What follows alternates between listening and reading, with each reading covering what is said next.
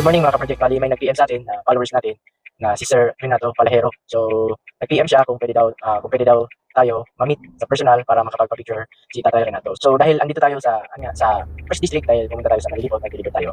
So, dadaanan naman yung binigay sa atin na address ni Tatay Renato. So, try natin hanapin yung bahay ni Sir Renato para mapagbigyan natin yung konting hiling ni Sir Renato. So, tara.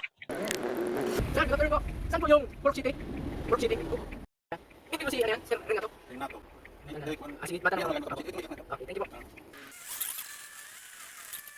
Sir, good afternoon. Saan ang Port City? Hindi ba si Sir Renato? So, ayan, kilala pa rin si Sir Renato dito na. So, ayan, bali, nagtanong tayo kung saan yung binigay na address ni Tatay Renato. So, may nakapagsabi sa atin, yung natanungan natin na sa Port City nakapila si Tatay. Yung palayaw ni Tatay, kilala siya dito sa San Felipe na Boy. So, si Tatay Boy. So, try natin mahanap yung bahay ni Sir Renato.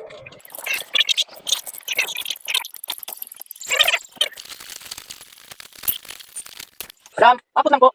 Saan po ang harong ni Sir Boy? Si Boy na palihero? Port City? Diretso pa po. Renato ang pangalan. Okay, thank you po. So, ayun na nga, hindi kilala si Tatay Boy. So, binilisan ko na lang at may nakita naman tayong last na pagtatanungan. Nay, saan po ang harong ni Sir Renato? Palihero? Si palihero? Si Boy daw, Boy? Para sa may vulcanized daw ito kaya. Thank you.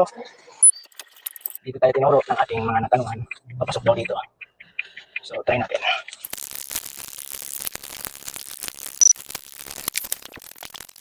So, ayan, nakita natin dito si Sir Boy. Dito yung bahay ni Sir Boy. So, dali natin yung mystery box na request niya. At para makapag-picture din si Sir Boy. Sir Boy! Ano pangarap ko talaga hilo? Pangarap ko talaga hilo.